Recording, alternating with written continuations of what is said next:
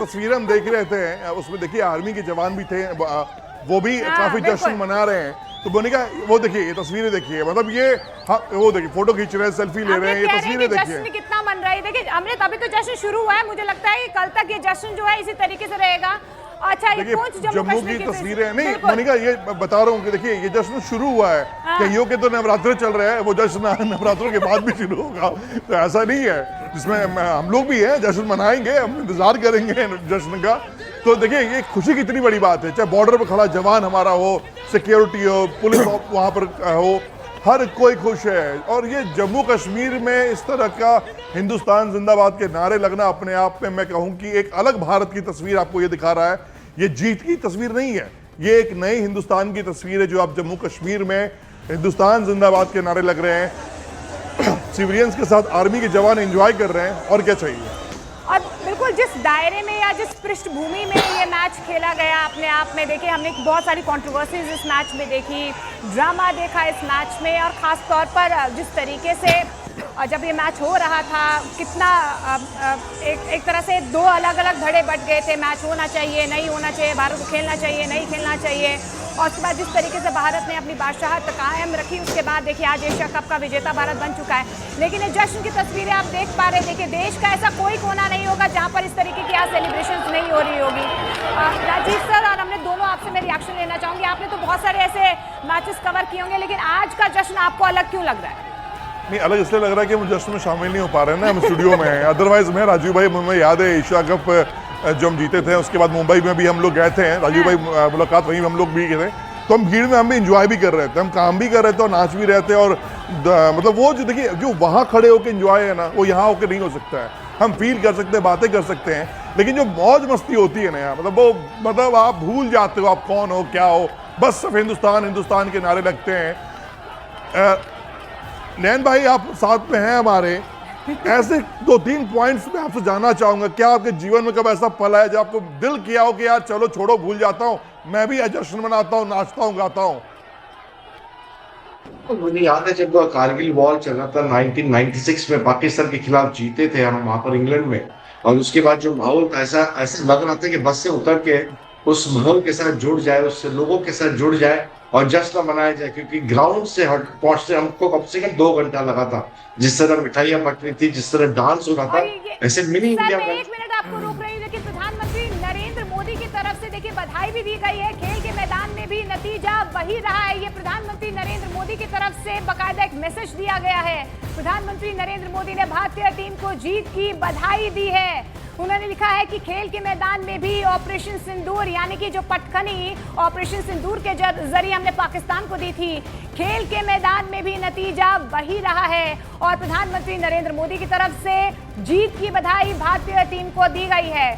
अब जिस तरीके से बिल्कुल सिंदूर की बात चल रही थी मोनिका, जिस तरह से प्राइम मिनिस्टर ने बधाई दी, और काबिल देना भी चाहिए, और ये टीम डिजर्व भी करती है। और हम शुरुआत से कह रहे थे कि ऑपरेशन सिंदूर खत्म नहीं हुआ है, हम वहां भी कर रहे थे, और हमने 3 मरतबा इनको ग्राउंड पे हराया, और इसके बाद तो बिल्कुल मैं कहूँ ये टीम डिजर्व करती है। लेकिन देखिए सबसे बड़ी बात क्या है कि ना, इसके बाद भी इतना काम रहना, कूल रहना ना, ये टेम्परामेंट है, ये एक डिसिप्लिन है जो टीम इंडिया के पास है। अमूमन दूसरी टीम होती है तो हमने देखा कि कितनी बार वो लाइंस क्रॉस कर जाती है, लाइंस क्रॉस कर जाती है, अब काफी एग्रेसिव हो जाते हैं ग्राउंड पे। वो तो हमने पाकिस्तान का रवैया देखा ही है, कितनी लाइंस क्रॉस की है पाकिस्तान इस पूरे टूर्नामेंट में। उनसे आप क्या सोच रहे हो, जो बेचारे यही करने आए हैं। मैं तो शुरुआत से कह रहा हूँ कि सिर्फ वो दुबई आईफोन खरीदने आए थे और पिकनिक मनाने आए थे, वो पैसे मिल गए होंगे, अब उनको मिल जाएंगे कुछ दिन में। अब एशियन क्रिकेट काउंसिल के चेयरमैन उन्हीं के हैं।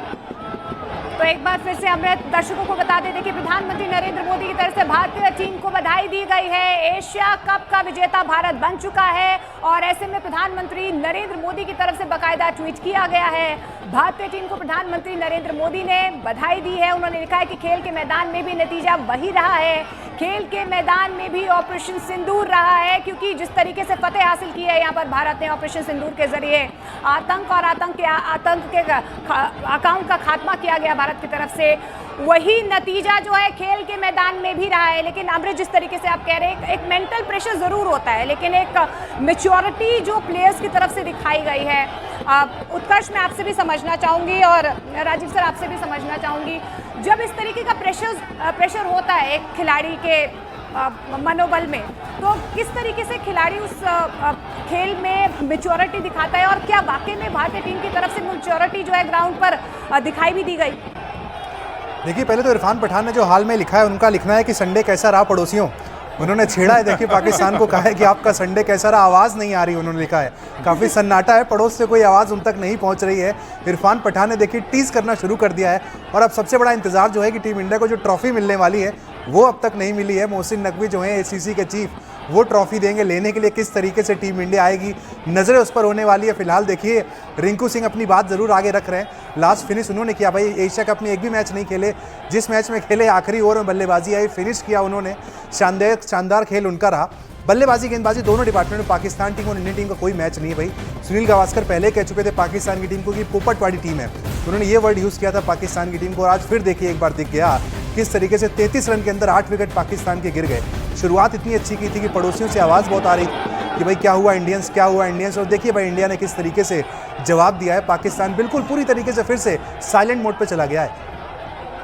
राजू भाई आप देखिए, मुझे तो लग रहा है कि पाकिस्तान, जो प्रेशर की बात मोनिका ने की थी, पहला काम तो उनको ये करना चाहिए कि हैरिस राव को टीम से निकाल देना चाहिए, क्योंकि हैरिस राव अब कितना हरवाएंगे पाकिस्तान को, मुझे ये पूछना है। विराट कोहली 2 छक्के मार देते हैं वहाँ, यहाँ 40-45 रन दे देते हैं, तो ऐसे खिलाड़ी को, और ये जो प्रेशर है वो दिखता है हैरिस राव के ऊपर।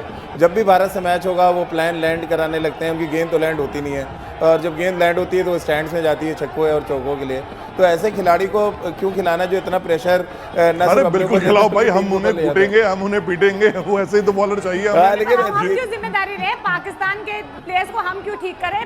पिटने दो उन्हें, पिटना है, हमें क्या करना है? अच्छा नैन भाई, एक इंसान है जिसका जिक्र करना बहुत जरूरी है, उसका जो एग्रेशन हमने देखा जब छक्का मारा शिवम दुबे ने, मैं बात कर रहा हूँ गौतम गंभीर की, भाई साहब ऐसा लगा कि बस आज वो टेबल और लैपटॉप दोनों तोड़ देंगे। कैसे आप गौतम गंभीर की कोचिंग को देख रहे हैं, जिस तरह से वो पूरे एशिया कप में टीम को लीड कर रहे थे? कि बहुत जबरदस्त ऑलराउंडर है शिवम दुबे। जब से वो चेन्नई सुपर किंग में गए हैं और महेंद्र सिंह धोनी के छत्र छाया में पले हैं, उन्होंने बहुत साफ तौर से कहा कि ये फ्यूचर है इंडिया का T20 फॉर्मेट के लिए। वो ये अच्छा ऑलराउंडर बन सकते हैं हार्दिक पांड्या की तरह, जो बड़े बड़े शॉट्स लगा सकते हैं। 4 ओवर डालना होता है, 2 ओवर डालना होता है, वो डाल सकते हैं। काफी सुधार देखने को मिला है उनकी बॉलिंग में। मॉर्निंग वॉकर ने काफी विश्वास दिखाया उनकी बॉलिंग में, और उनकी बल्लेबाजी में भी निखार आया है। हर मैच का कुछ नया रूप देखने को मिलता है। आज जिस तरह की साझेदारी की तिलक वर्मा के साथ 50 रन से ज्यादा, जहां पर बहुत जरूरी था दोनों ही बल्लेबाजों को बड़े शॉट्स खेलना और एक साथ निभाना, एक दोनों छोर से पकड़ के रखा और बड़े शॉट्स भी खेलते गए। उनका जो स्ट्राइकिंग एबिलिटी है वो जबरदस्त है। बहुत कोई भी ग्राउंड उनके लिए बड़ा नहीं है, इतना एबिलिटी है उनके पास बड़े शॉट्स खेलने के लिए। अच्छा नैन भाई, कोई ऐसा मौका आपको याद आता है जब पाकिस्तान को आपने हराया हो, उसके बाद उनके खिलाड़ियों से आपने मौज ली हो, उनको टीज किया हो? कितनी बार हुआ है। 90 के दशक में हमेशा पाकिस्तान हावी रहती थी, पर जैसे ICC टूर्नामेंट जब आप खेलते थे तो हमारी जीत होती थी, तो हम जाके ड्रेसिंग रूम में मिलते थे, ड्रेसिंग रूम के बाहर आते थे, बातचीत होती थी, मजाक होता था, उनको चिढ़ाते थे। और अब मुझे याद है कि जब चेन्नई की टेस्ट मैच थी, हम हार गए थे, काफी करीब आए थे, पर उसके बाद जो बातचीत हुई थी हमारी एक दूसरे के साथ, मजा आया था उस समय। अच्छा, जिस तरह से टीम इंडिया इस पूरे टूर्नामेंट में अपने आप को काफ़ी काम रखी है, जिस तरह से एग्रेशन दिखाया गया पाकिस्तान की तरफ से, उसके बाद कोई खिलाड़ी का कोई रिएक्शन नहीं, कूल रहना, अपने आप को फोकस रखना, ये किस तरह से आप देखते हैं भारत के डिसिप्लिन को, एक नए भारत के युवा खिलाड़ियों को? बहुत जबरदस्त, जिस तरह का एटीट्यूड दिखा है, जिस तरह का डिसिप्लिन दिखा है, जिस तरह का इमोशन दिखा है, जो आउटसाइड द फील्ड हुआ है, उसके बावजूद जब प्लेयर्स को कहा गया कि जाके एशिया कप खेलना है, काफी हद तक उनके ऊपर ब्लेम भी आया, काफी हद तक उनको कहा गया कि खेलना नहीं है, पर हमें नहीं मालूम था जाके किस तरह का अप्रोच रहेगा भारतीय टीम का। और